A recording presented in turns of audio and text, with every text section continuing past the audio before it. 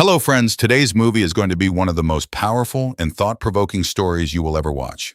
Set in 1832 India, during British rule, this film follows the journey of a brave young man who dares to challenge a corrupt system that has been accepted for generations. What begins as simple questions about religion soon turns into a dangerous battle against people who misuse faith to exploit innocent women for their own desires. This movie is not against religion or belief itself, but against those who manipulate people's trust and hide their crimes behind sacred traditions. Throughout the story, you'll witness courage, sacrifice, betrayal, and a fearless fight for truth and justice. If you enjoy movie recaps based on true social issues, historical drama, and inspiring stories of people standing against injustice, then this movie is definitely for you. So sit back, relax, and let's begin today's incredible movie recap. Man believes in his religion blindly because he is taught from childhood that this is God's command. But some people cheat others in the name of God and take advantage of their faith to live a life of debauchery. The film is neither against any religion nor against anyone's faith, but it is against those who exploit girls in the name of religion and play with their dignity in the name of purifying them. The story begins in a village in Gujarat. The year is 1832. India is now ruled by the British. Here a son is born in a happy family. The child is named Karan Das after his grandfather. Gradually, the traction becomes bigger and many questions about religion begin to arise in his mind. One day when the parents were worshiping, he saw Panditji putting grains in the fire. Carson asks the elders, "Why is the grain put in the fire?" Panditji replies, "It goes directly to God." Everyone was very surprised to hear this kind of question from Carson. When Carson was 10 years old, his mother passed away. After this, his uncle takes him to Bombay, and this is where something was going to happen to Carson that he never imagined. There were 7 mansions in Bombay. The British ruled here, but JJ used to worship. J means the chief chef of the Havli, whom the people considered like a god. Carson's uncle's house was near the mansion. Carson first goes home and meets his widowed sister-in-law. Gradually, the incursion becomes larger. He was influenced by people like Dadabhai Naoroji. Meanwhile, the festival of Holi comes. Carson first paints his sister-in-law. He then goes to paint his fiancée teenager. Carson's engagement to the teenager had taken place several years ago. As soon as he completed his studies, he was going to marry the teenager. When Carson meets the teenager refuses to paint him. She says, "First of all, I will paint JJ Maharaj. Only then will the people of the entire city play Holi." Carson explains to her a lot that nothing like this happens. We can play Holi. But the teenager doesn't believe it. That's when JJ applies colors to God, and after that, the festival of Holi begins. Many girls in the city dance in front of JJ, that is God with the teenager. Then JJ gets up from his throne, and first of all, the girls he colors the teenager, and after that, JJ summons the teenager to the mansion for his stage service. Seeing this, the sister-in-law and the family are all very happy. Now the teenager goes to the mansion for Sharan Seva. On the other hand, Carson was looking for the teenager all over the village. The teenager's younger sister tells Carson that the teenager has been selected for stage service. Carson didn't know what stage service was, so he goes straight to the mansion. In the mansion, it turns out that ordinary people have to pay a lot of money to see the stage service. Then she can watch the stage service from the window. Carson also goes to the window and sees the teenager. The scene he saw made the ground slip under his feet. Kishori Maharaj was having sex with JJ, and this is called Sharan Seva. Seeing this, Carson is very angry and shouts the name of the teenager loudly. He then pushes the guards into the room. As soon as they enter the room, the people standing outside start shouting that Carson has hindered God's work and will feel sinned. Carson shouts and says, "Everyone get out of here." He then asks the teenager, "What are you doing in the name of Sharan Seva?" The teenager says very lovingly, "This step is service and you go here. I'll be back home in a while." After this, Carson angrily goes there. When he gets home, he cries a lot. The next morning, the teenager comes to see Carson. She apologizes and explains that this practice has been going on for years. One day or the other, all women have to go for Charan Seva. But Carson starts yelling at her. He says that it is not customary but a sin to do this to anyone other than her husband. Then Carson breaks off his engagement with the teenager and angrily goes there. The teenager walks up to JJ crying and tells him that Carson has broken off the engagement with her. JJ explains to him, "There is no need to cry. All this keeps happening." Then JJ says, "From today you are my special and sweetest maid." This word settles in the teenager's mind. She gets happy and falls asleep there. When the teenager wakes up, JJ wasn't there then. She asks the women standing outside and finds out that JJ has gone out for the evening RT. The teenager comes out of the room and starts walking in the courtyard. While strolling, she sees JJ's footwear outside the front room, just as she was about to go into the room. JJ's voice is heard from outside. JJ was saying this to another girl. "From today onwards, you are special to JJ." Hearing this, the teenager did not believe it because the same thing JJ had said to her. Then the teenager secretly peeks through the door and she sees that the girl is her younger sister, Devi. Now the teenager understands that JJ does the same to so many girls. The teenager then opens the door and goes inside and pulls her sister Devi and slaps her. As she leaves, she says to JJ, "You have broken my trust." After this, the two sisters go home. Going home, the teenager explains to her sister. The teenager now understood that she had lost her true love in the pursuit of religion. The teenager now begins to remember every word of Carson. Now he realizes that he gave Jay what was Carson's right. Here, Carson's family was very angry with him because he had broken off the engagement with the teenager. When Carson doesn't listen to them, they throw Carson out of the house. In the next scene, we see JJ with his wife. They were both talking about Carson. Then one of his servants comes here and he tells that Shyamji has come here with his sister Lilavati. Lilavati was the same girl with whom JJ had performed Sharan Seva a few days ago. Shyamji falls at the feet of JJ and starts crying, and he says that he should save his sister's honor because Lilavati has died from her stomach after your feat of service. After this, JJ tells Shyamji about a doctor and he says, "Take Lilavati there and abort her child." Hearing this, Shyamji got very angry with Jay. Now he wanted to kill Jay, but the guards catch him. Then Lilavati falls at the feet of JJ and she says it is God's child. "That's why I'm going to raise this baby." Lilavati was saying this because people considered JJ to be God. After this, JJ gives a laddu to Lilavati by telling her prasad.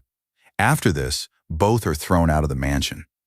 As soon as he comes out of the mansion, Shyamji suddenly starts screaming for help. After eating the laddu, Lilavati was vomiting fast. That's where the curse was passing. He sees Shyamji and Lilavati. He asks them to stay there and quickly rushes to help them and brings a luggage cart to take Lilavati to the doctor. But as soon as he came back, both Shyamji and Lilavati were missing from there. Then Carson runs to the other Maharaja of the mansion, Lavanji. He asks them, "Have they seen two people sitting outside?" Lavanji Maharaj replies, "How many people have been eaten by this mansion?" Then Carson asks her the question why she and the other chefs of the mansion don't raise their voice against JJ. Lavji Maharaj puts his head down and says this because all the property in the mansion comes because of JJ, so they can't all go against JJ.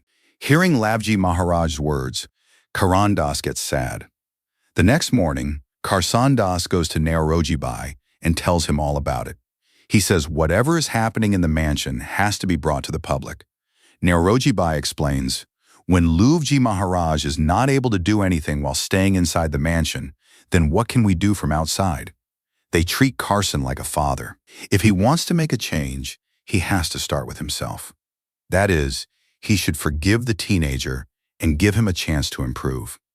Carson seems to be right about Naoroji Bai. He decides to forgive the teenager today and apologize to him himself. While Carson was talking to Naoroji Bai, a man comes running and asks Carson to come with him immediately.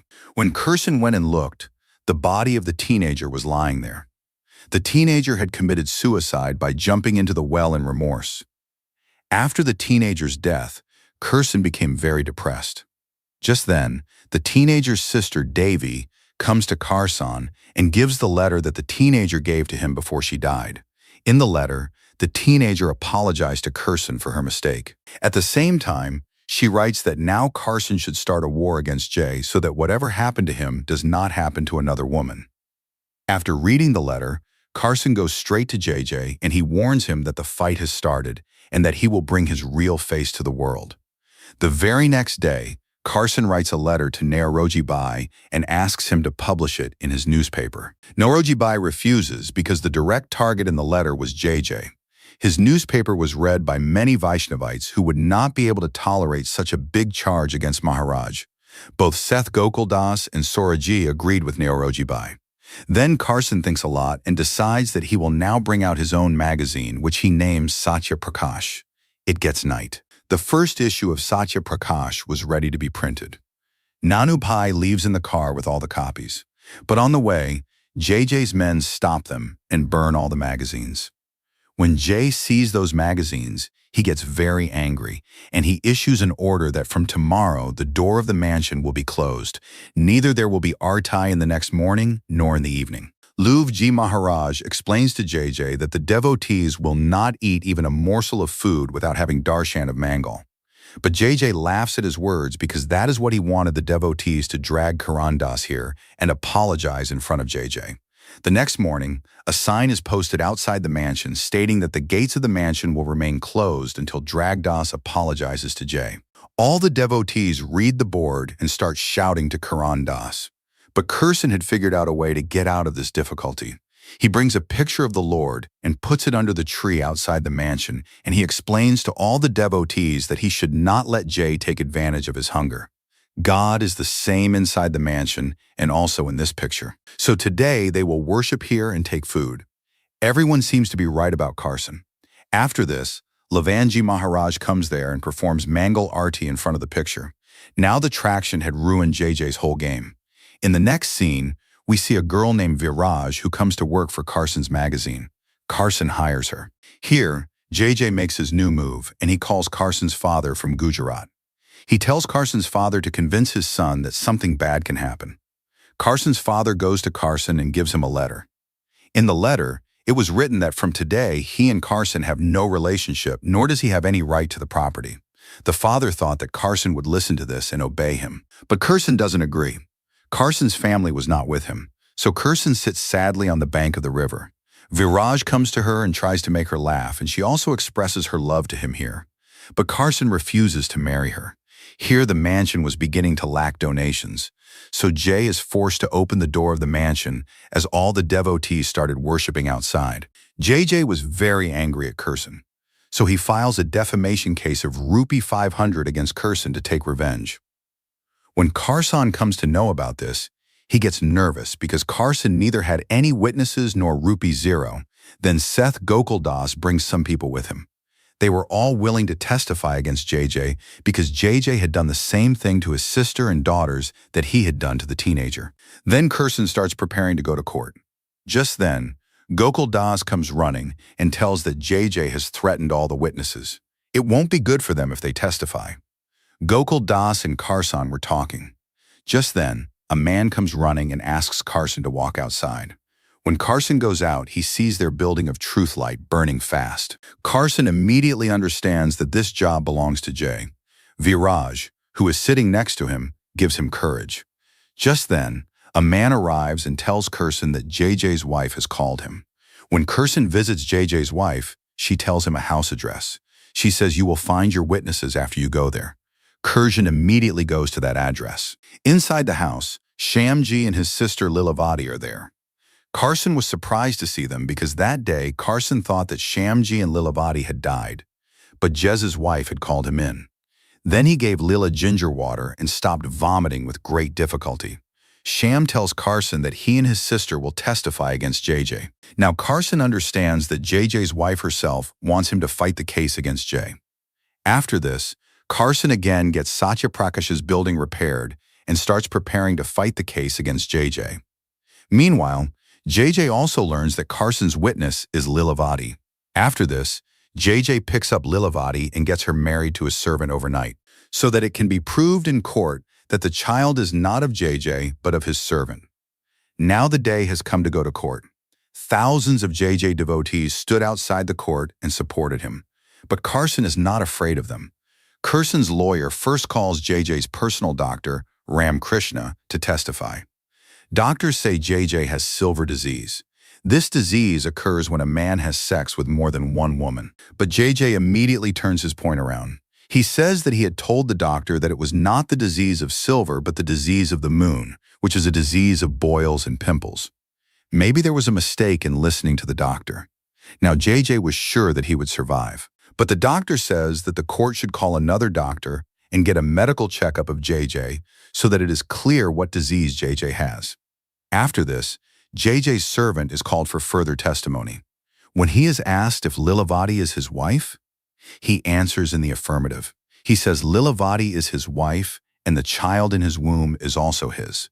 But the lawyer didn't even ask about the child. The servant is terrified of this and gets caught up in his own trick. After this, Carson's lawyer tells everyone that this child belongs to JJ, whom JJ got married to his servant last night and gave it in his name. JJ can't stand so much humiliation. He warns the lawyer and says that the public who is standing outside will not tolerate the insult of their God. Now, the last testimony is given by Carson himself. Carson explains to everyone sitting in court that practices such as step service are wrong. The husband has the first right over his wife. So why do all people believe that the Maharaja will touch the wife first, and after that, the husband JJ was very sure that no one would support Carson? But a voice comes from behind. I will accompany you. Everyone looks back. So Karen's sister-in-law was standing behind. Hearing the sister-in-law's words, other women also stand up to support Carson. Now Jay loses this case. The defamation claim against Carson also ends. When Jay steps out of the court, all his devotees look at him with disgust. Now no devotee of Jay was with him because his dark exploits had come to an end. This story teaches us, superstition can become a person's greatest weakness. The real purpose of religion is humanity and truth, not to justify the exploitation of anyone. When society stops asking questions, injustice gains strength. If you liked this movie, then definitely like it and subscribe to our channels for such movies.